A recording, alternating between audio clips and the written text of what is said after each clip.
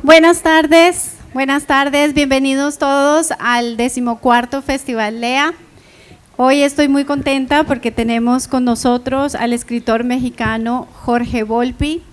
Y para este acto quiero agradecer profundamente al Museo Benaki, a la señora Liana y todo el equipo del Museo Benaki por abrirnos las puertas estos 4 días del festival. A Suda Iliadis, que es editora, periodista y directora del Athens Insider, nuestro socio de comunicación. A la Universidad UNAM por apoyarnos con la visita de Jorge Volpi, a la Embajada de México en Atenas, en Grecia, a la Escuela Abanico, al Instituto Cervantes y a todos ustedes que si no fuera por ustedes no podríamos tener el Festival Lea. Muchísimas gracias y los dejo con nuestros invitados.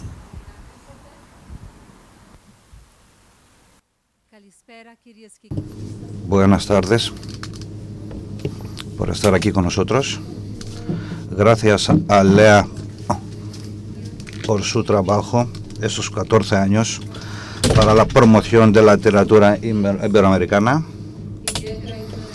También quería agradecer a Adriana Martínez, que la conozco desde hace más de 20 años, y al señor Alberto Cano, que es un amigo viejo y profundo, que me han confiado en mí para hablar con una de las mentes más importantes de nuestra época, a Jorge Volpi. Me tumbé enamorada con sus libros. Hace unos días leí un libro suyo cuando viajaba a India, y cuando estaba de regreso leí otro libro suyo. Su escritura es verdaderamente seductora. Para aquellos que no conocen la obra de esta persona, creo que merece la pena leer, que es una gran oportunidad de entrar un poco en su mente. Yo sé que mañana habrá otra charla con el señor Volpi mañana.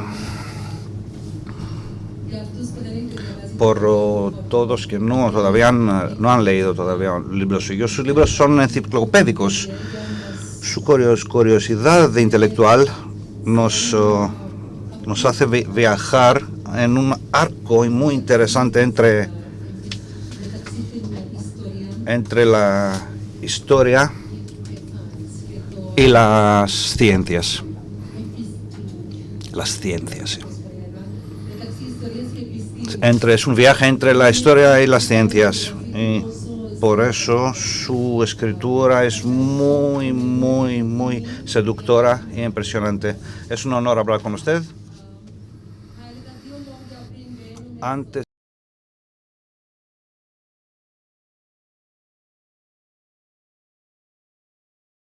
En su libro En busca de Klingsor, se nos presenta la física cuántica y las teorías científicas más importantes del siglo XX.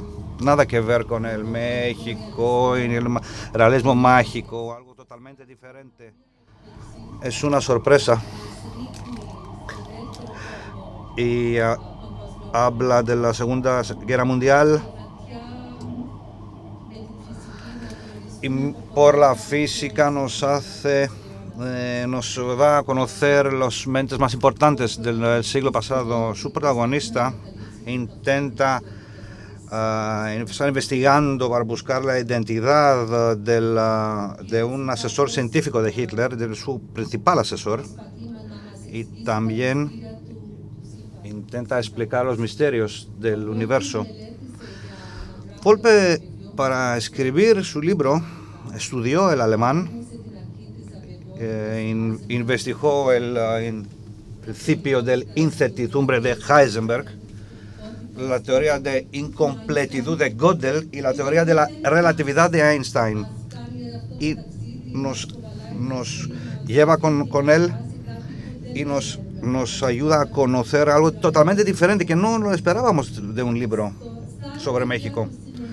En sus otras novelas sigue en el mismo camino, hablando de las ciencias. En su libro No será la Tierra, habla de psicología y neurociencias. En su última novela, Partes de Guerra,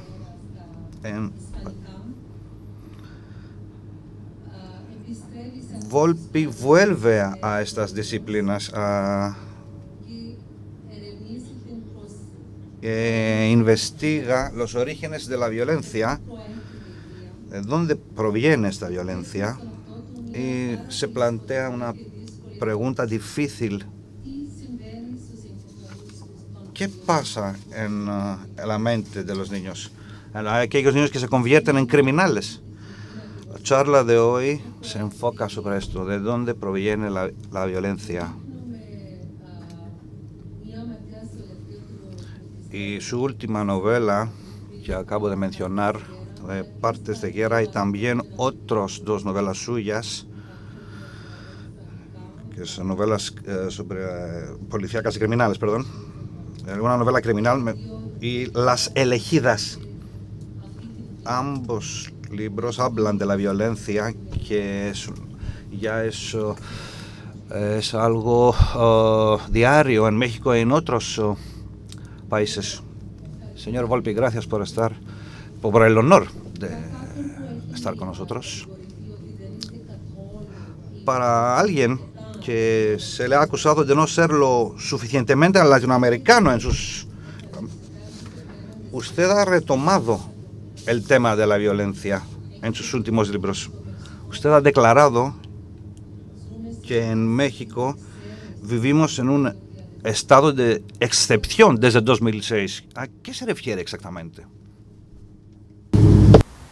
Bueno, muy calispera. Muchísimas gracias a todas y todos por estar esta tarde aquí. Yo estoy realmente muy contento de volver a Atenas. Muchísimas gracias por la presentación. Muchas gracias a Adriana y a todo el equipo de LEA por esta invitación también. Muy, muy feliz de volver a Grecia en este momento.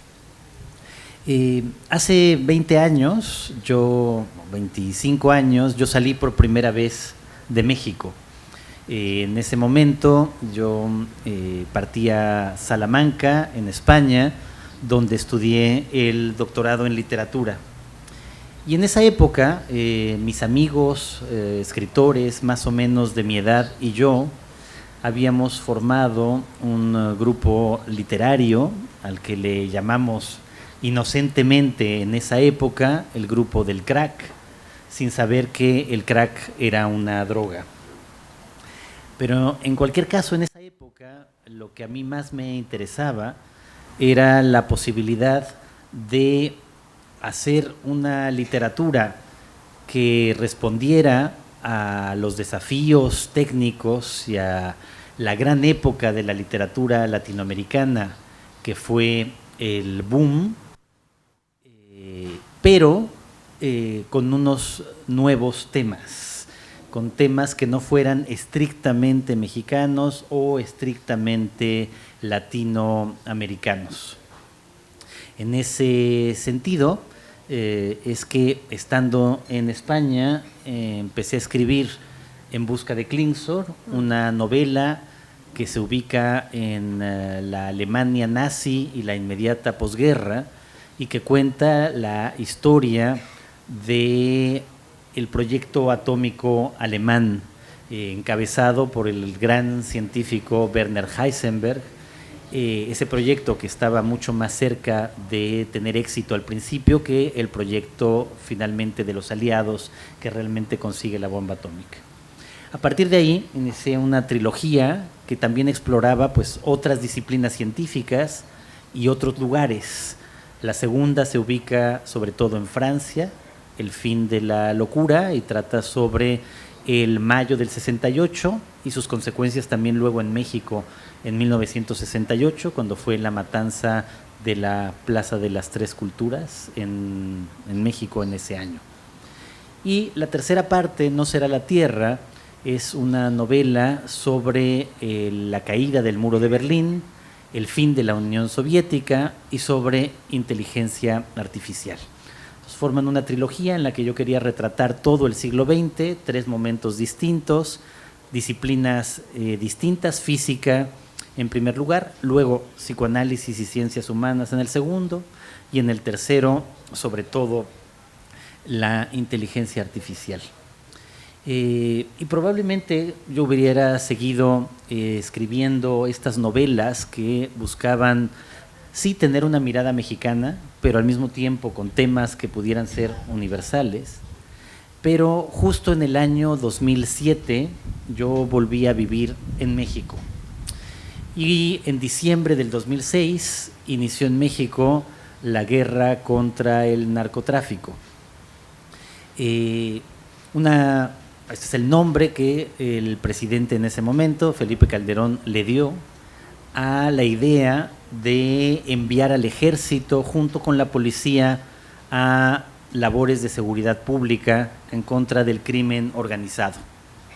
Desde entonces y hasta el día de hoy, México acumula 250,000 muertos, 100,000 desaparecidos y un número difícil de precisar de desplazados internos, que son cifras propias de una guerra civil, aunque no esté declarada.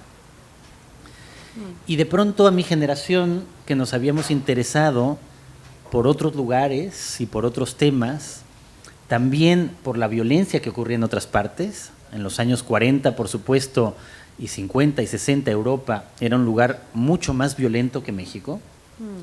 De pronto, la violencia a mi generación se nos vino encima. Y como llegó a decir una artista plástica mexicana, Teresa Margolles, frente a estas cifras, ¿y de qué otra cosa íbamos a hablar? Entonces, probablemente si esa violencia no hubiera estallado en México en estos niveles tan terribles, quizá escritores de mi generación hubiéramos seguido escribiendo sobre otras partes del mundo y otros temas, pero de pronto se volvió imposible no hacerlo. Y desde el 2007 que volví, y luego pasé un par de años fuera, y luego regresé de nuevo en el año 2013, he estado escribiendo también de nuevo sobre México, sobre todo sobre la violencia que azota México, con también 3 libros recientes. Las Elegidas, que es una pequeña novela escrita en verso sobre otro tipo de violencia también terrible que se vive en México. Es una pequeña novela sobre el tráfico de mujeres en México. La siguiente, una novela criminal que se publicó hace 4 años en España, que para mí ha sido la que me dio una visión mucho más completa de qué estaba pasando en México. Es una novela sobre un caso real, es una novela sin ficción, una novela que retrata el momento en el que en el año 2005 la televisión anuncia que va a transmitir en vivo la captura de 2 secuestradores y la liberación de 3 víctimas. Luego se terminará demostrando que esto era un montaje hecho entre la policía y las cadenas de televisión. Y luego esto provoca un gran conflicto diplomático entre México y Francia, porque una de las presuntas secuestradoras era una pareja formada por un mexicano y una francesa. Y este libro me hizo adentrarme durante más de 3 años en la vida política, social y sobre todo judicial de México, y me hizo darme cuenta de esa realidad terrible de que en México realmente la justicia no existe. De esta novela, ahora en agosto se estrenará también en Grecia, en Netflix Internacional, una serie de televisión. Entonces aquí se podrá ver también esa serie. Y por último, la novela Partes de Guerra, a la que te estabas tú refiriendo.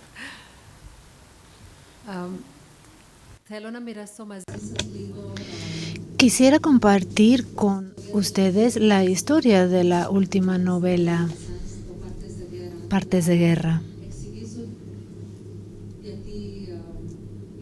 Quisiera explicar de qué habla el señor Volpi. Se trata de la historia de una migrante de 14 años, una niña. Ella fue asesinada por su primo y un amigo de ella, ambos de la misma edad, más o menos. Y hubo 2 testigos, 2 niños todavía más pequeños, de 8 y 10 años de edad. Esta historia provoca el interés de un grupo de neurocientíficos, Dr. Luis Roth y su alumna más inteligente, Lucia Spinozzi, una joven. Ambos intentan comprender qué es lo que llevó a los 2 jóvenes a cometer este crimen tan atroz. Los están abordando casi como conejillos de indias en un experimento clínico. Y la pregunta no es quién asesinó a Diana, eso ya lo conocemos. La pregunta realmente, lo que nos capta la mente es cómo llega un niño a convertirse en criminal. Señor Volpi, ¿cree que la ciencia siempre tiene una respuesta para el comportamiento humano? Muchas gracias por la exposición de qué trata esta novela y por esa pregunta que es la que yo también me hago. La novela, en efecto, trata sobre un crimen ocurrido entre adolescentes muy tempranos y niños. Este es un tema que me ha obsesionado, intrigado y también desasosegado enormemente desde hace muchos años. Incluso antes de que empezara la violencia en México, era un tema que me parecía fascinante y terrible. Entonces, desde hace muchos años, yo creo que más de 20, me había dedicado a tener cierta atención cada vez que se presentaba uno de estos casos, que ha ocurrido en muchas partes del mundo. Esto sí no es algo explícitamente mexicano. En Europa ha habido casos muy notables, sobre todo hay uno muy célebre en Gran Bretaña, terrible. En Estados Unidos constantemente hay, sobre todo estos casos que tenemos unos muy cerca, de adolescentes, sobre todo, que toman armas y terminan asesinando a una enorme cantidad de personas.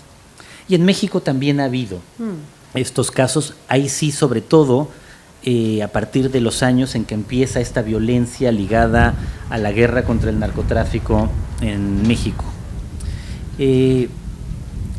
Esos casos, sobre todo los que hay documentados, ocurren en la frontera norte del país, pero yo quise aquí trasladar la historia a la frontera sur, a la frontera entre México y Guatemala, porque es una frontera mucho menos conocida, que se está convirtiendo en otra frontera sumamente complicada en el mundo. Y ahí este pequeño grupo de niños y adolescentes terminan asesinando a una chica de 14, miembro de ese mismo grupo. A partir de ahí se me ocurrió entonces que, con otra de mis obsesiones, la ciencia, un grupo de neurocientíficos de la Ciudad de México, como has contado, se traslada a Chiapas e intenta estudiar a estos niños para tratar de entender qué puede hacer que un niño se vuelva criminal.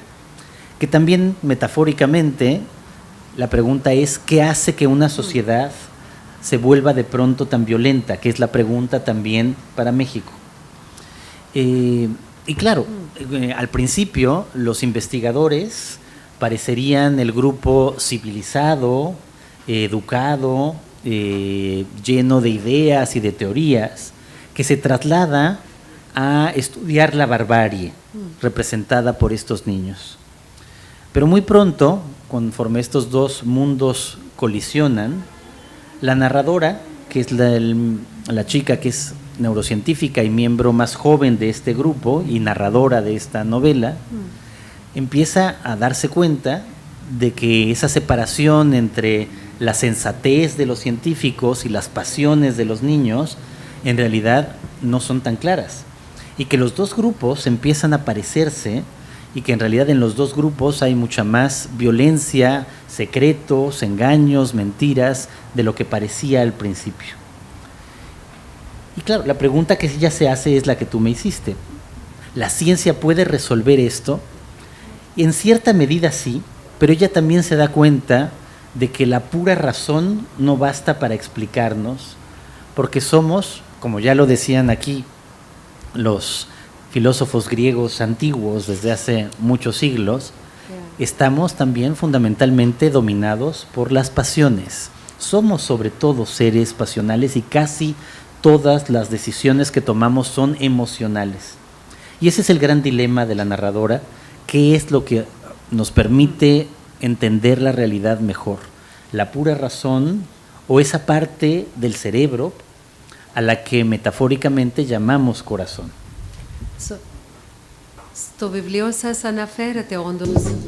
En su libro menciona precisamente que cada personaje tiene una idea diferente sobre el origen de la violencia. Para ustedes, ¿cuál es el origen de la violencia? ¿Quién es el que da lugar a la violencia? ¿Se trata de la pobreza, de la desigualdad, la sociedad misma? Esta también es otra de las grandes preguntas que se han hecho los filósofos desde Grecia hasta el día de hoy y de muchas otras disciplinas. ¿De dónde viene la violencia? ¿Somos seres naturalmente violentos o somos seres que aprendemos la violencia en sociedad? La idea de Thomas Hobbes de el hombre lobo del hombre, o la idea sobre todo de Salisbury, que luego retoma Rousseau, de el buen salvaje que es corrompido por la sociedad. La neurociencia y las investigaciones en muchas disciplinas nos demuestran que somos en realidad las dos cosas. Somos, por ejemplo, los seres humanos mucho más violentos incluso que los chimpancés, que son nuestros parientes más cercanos. Los chimpancés también son muy violentos, es una sociedad también muy jerárquica, patriarcal, pero nosotros nos matamos mucho más que los chimpancés.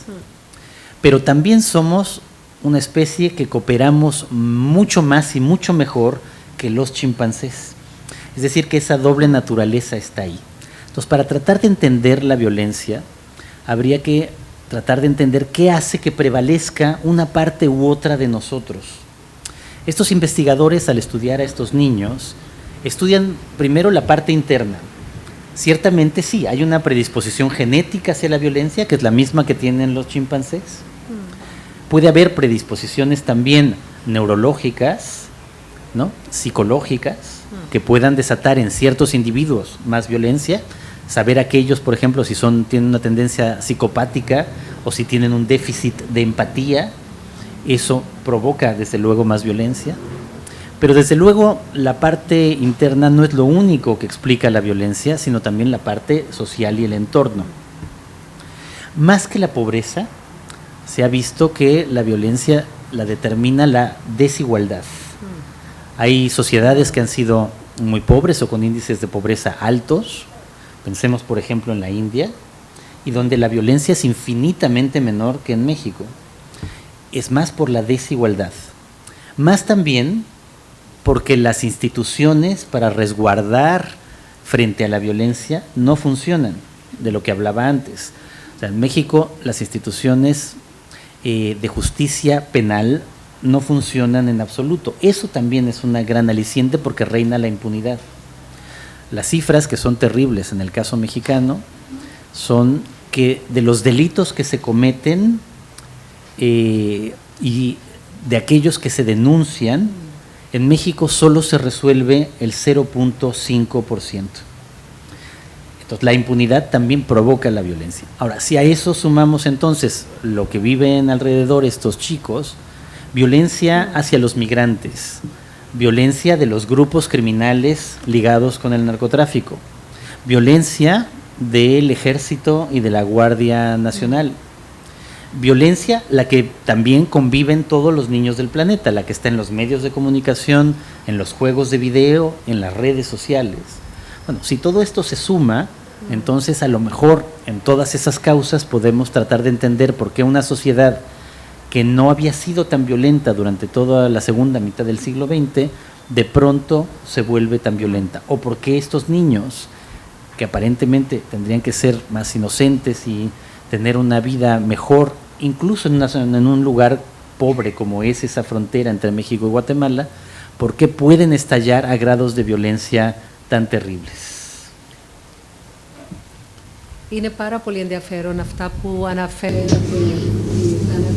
Lo que menciona es muy interesante y claro, también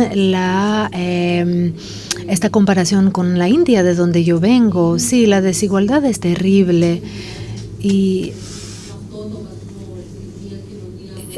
es exactamente esa es la pregunta de qué es lo que puede llegar a afectar tanto una sociedad.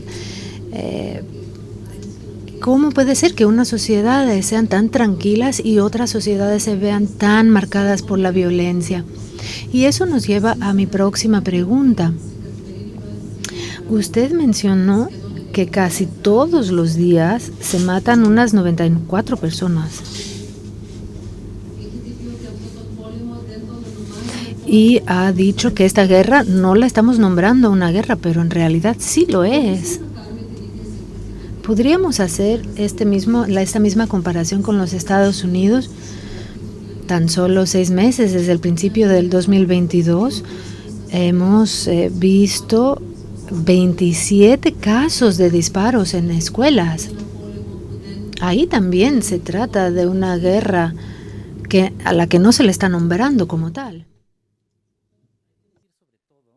Voy a la parte de lo que pasa ahora en Estados Unidos, pero hay que decir que a la parte de México, yo creo sinceramente que el responsable principal del aumento de la violencia en México es Estados Unidos. ¿Por qué?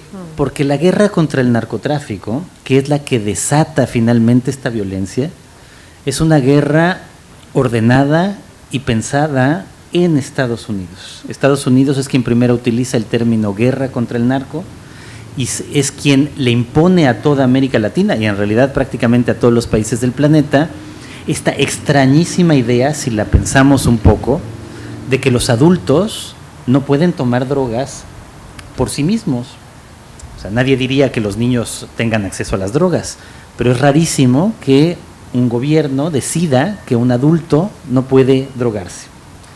A partir de esta idea puritana, extraña, y que es una invención realmente del siglo XX estadounidense, antes de eso las drogas siempre se consumieron en todas partes del mundo, pero cuando se convierte en un mercado ilegal, Estados Unidos ordena a todos los países, y lo hemos vivido con singular violencia, Colombia, ¿no? Bolivia, los países centroamericanos, México. De pronto, la sociedad que es muy desigual, como la mexicana o la colombiana, o todas estas que he mencionado, se imbrica completamente con el narcotráfico. No es solamente que haya tránsito de drogas o producción, sino que hay sociedades enteras, pueblos enteros, comunidades enteras que viven en todos sentidos del tráfico ilegal de drogas. Cuando se le ocurre a alguien, Estados Unidos y luego un presidente o varios presidentes mexicanos, que hay que combatir eso con el ejército, en realidad rompe cualquier equilibrio que hubiera en esa sociedad. Y entonces esa sociedad se desangra como se está desangrando todos estos países que he mencionado y México muy particularmente. Y además, inútilmente, que esto es quizá lo que a mí me parece más terrible y escandaloso.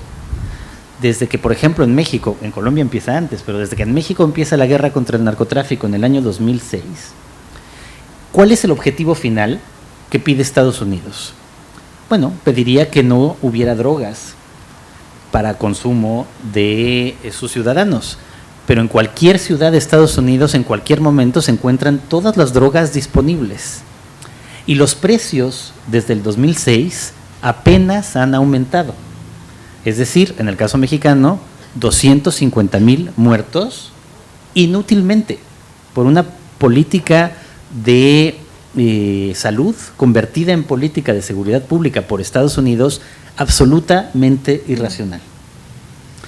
Bueno, esa misma sociedad que tiene estas extrañísimas pulsiones puritanas, Estados Unidos, por ejemplo, que no permite las drogas y que obliga a toda América Latina y a todo el mundo a combatir el tráfico de drogas, permite que se vendan armas como si fueran caramelos. Permite que cualquier ciudadano prácticamente pueda comprar armas por la historia extraña de Estados Unidos con la desconfianza hacia el Estado y que cada quien debe defenderse por sí mismo, que es lo que está plasmado en la Constitución estadounidense. Y podemos llegar, ya con eso termino, al absurdo máximo de imaginar, por ejemplo, a Trump y a la derecha estadounidense, después de estos 27 casos, diciendo que la solución a estos adolescentes o jóvenes asesinos que compran armas fácilmente es armar a los maestros para que los maestros maten a sus alumnos antes de que maten a otros. O sea, hemos llegado a tal grado de irracionalidad en el imperio del que todos dependemos de una manera u otra, que por supuesto esto es lo que es asombroso, lo absurdo de las dos situaciones, de la guerra contra el narcotráfico en el caso nuestro, o de la venta libre de armas y todavía querer que haya aún más armas. Y por cierto, y las armas con las que nos matamos todos los latinoamericanos, también ellos nos las venden. O sea, ya es como inaudito.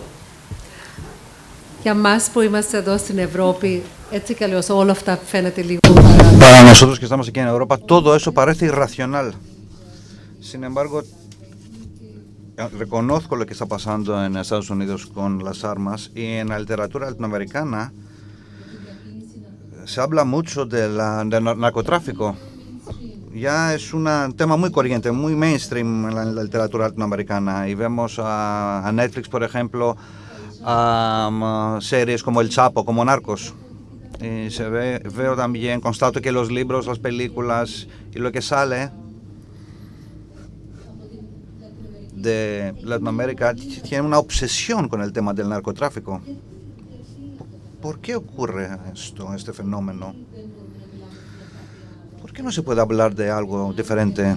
¿Por qué no hay otra visión no se puede presentar otra visión de la sociedad latinoamericana?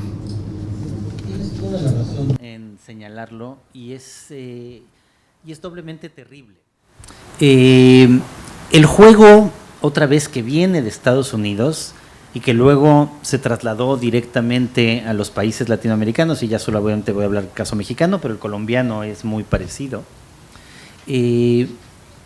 La figura del capo del narco ha sido sumamente útil para la política de Estados Unidos y para la política interna de cada uno de estos países.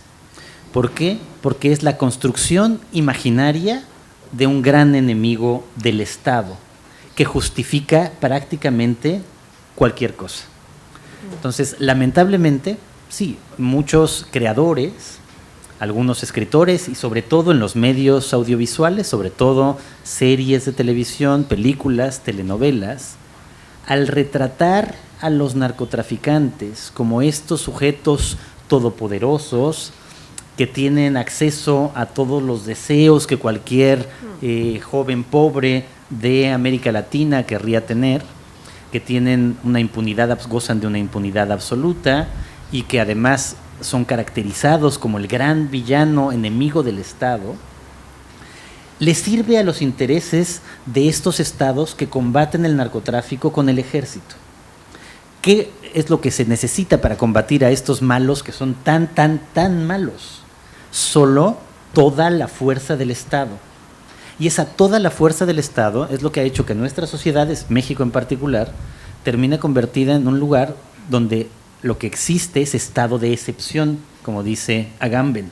O sea, un estado de excepción donde dejan de aplicar todas las normas, donde la Constitución mexicana, que siempre dijo que el ejército no podía hacer labores de seguridad pública, es primero violentada, y ahora todavía el presidente López Obrador intenta modificarla para esto mismo.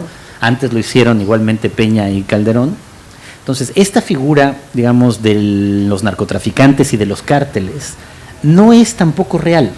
O sea, vivimos siempre en sociedades imaginarias, y parte de la construcción imaginaria de las sociedades latinoamericanas y de la mexicana radica en la construcción del gran enemigo que representan los cárteles y los capos. Pero cárteles y capos son dos términos usados sobre todo por Estados Unidos para referirse a América Latina.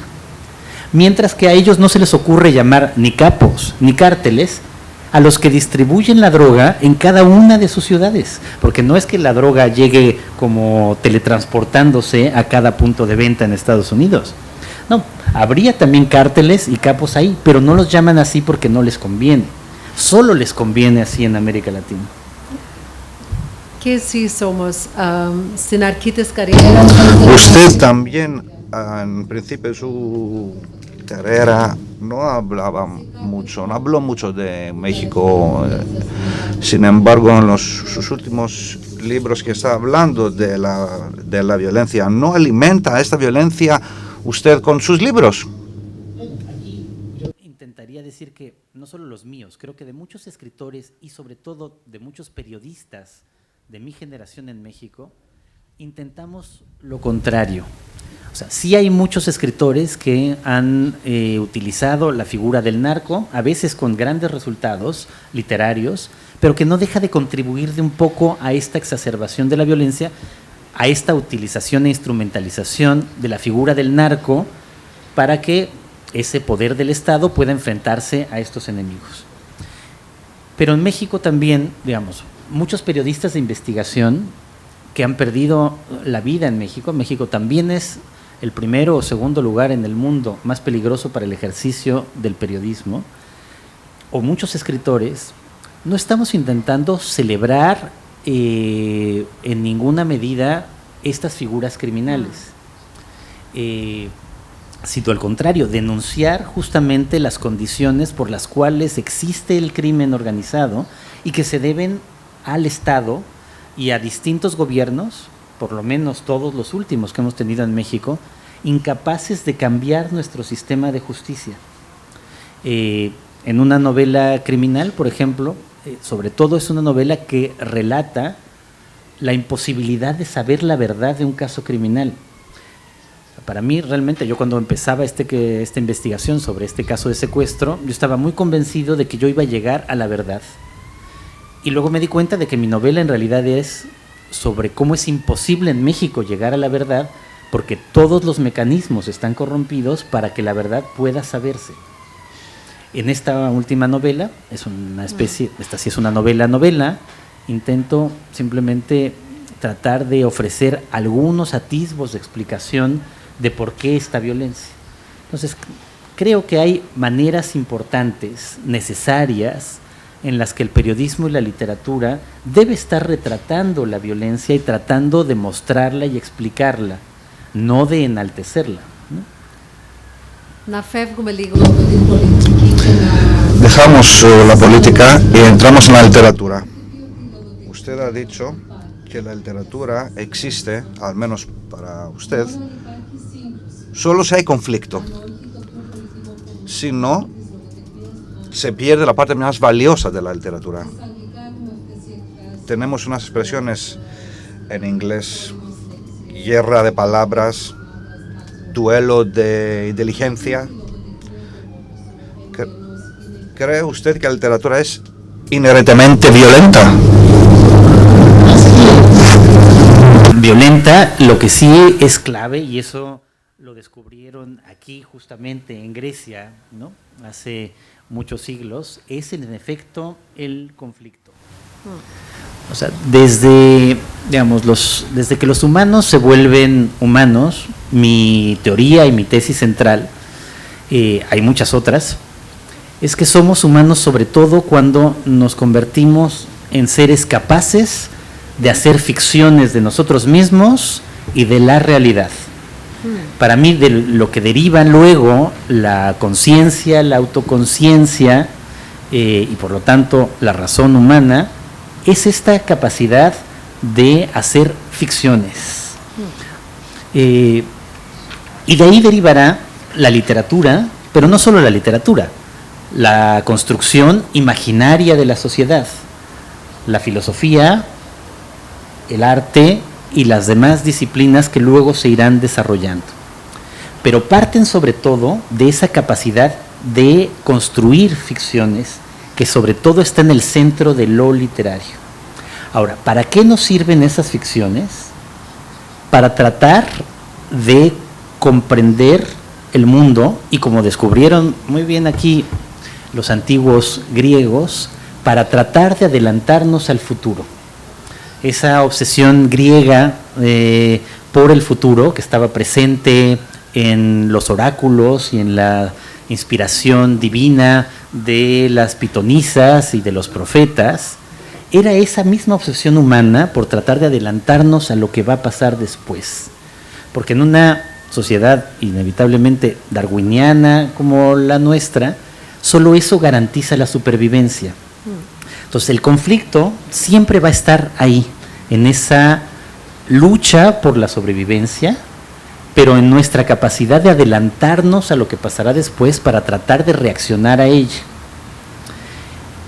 Y entonces las ficciones se convierten sobre todo en laboratorios de nuestros propios conflictos sociales e internos.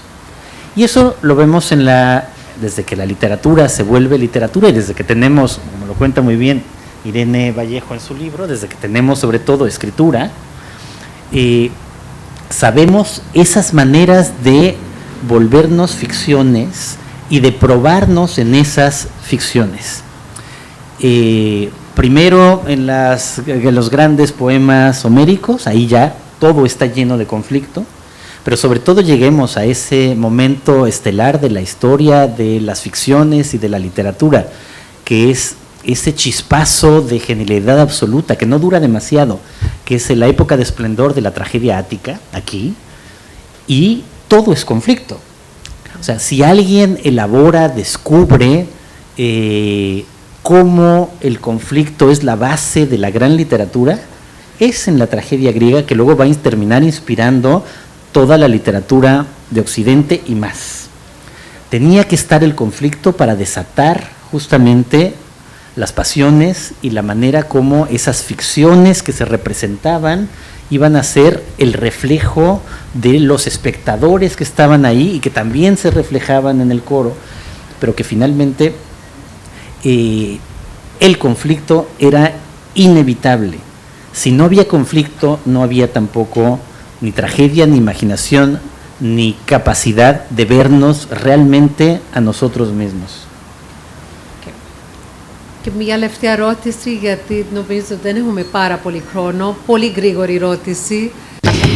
Y una última pregunta, porque se nos está acabando el tiempo, creo. Ha escrito también algunos libros de investigación, como una novela criminal. Se trataba de una especie de documental. ¿Qué es lo que piensa? ¿El autor tiene que ser también activista?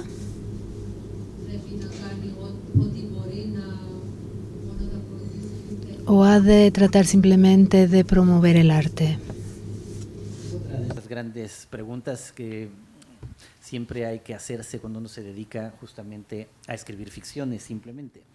¿Y en qué medida ese escribir ficciones se convierte en un reflejo y un antídoto también frente a la realidad?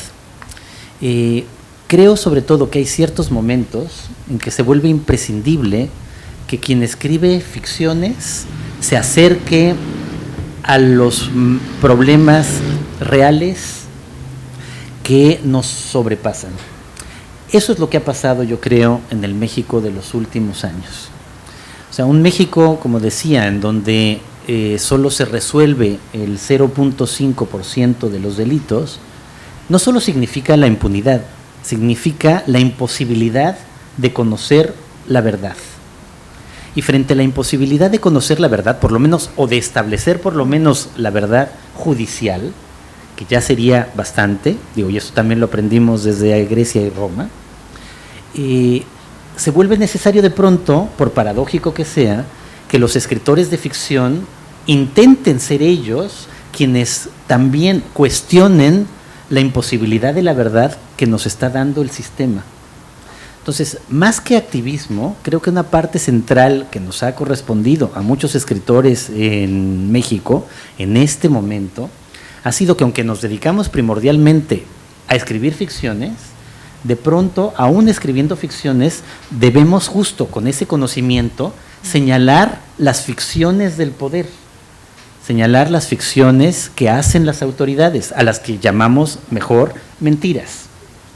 Sobre todo en una época como esta, y eso no solo en México, en todo el mundo, a lo que ahora llamamos posverdad. Bueno, más que posverdad o fake news, lo que ocurre es algo más desasosegante, más terrible. No es que de pronto el poder mienta, que los políticos de pronto mientan. No, los políticos, como se sabe también desde la Grecia antigua, siempre han mentido. El problema es que ahora, aun si se revelan sus mentiras, no importa. Eso es lo que define, digamos, a alguien como Trump y a todos sus modelos en todas partes. No que mienta, porque todos mienten en una medida u otra, sino que aún reveladas sus mentiras, y aunque sus seguidores sepan que esas mentiras son mentiras, de todas maneras lo siguen apoyando y votando. Bueno, esa misma época permea también a México.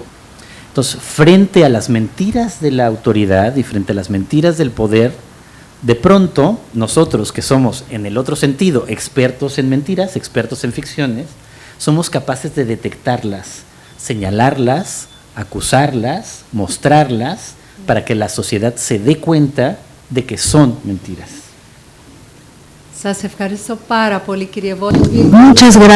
Muchas gracias, señor Volpi. Podríamos estar aquí hablando toda la tarde.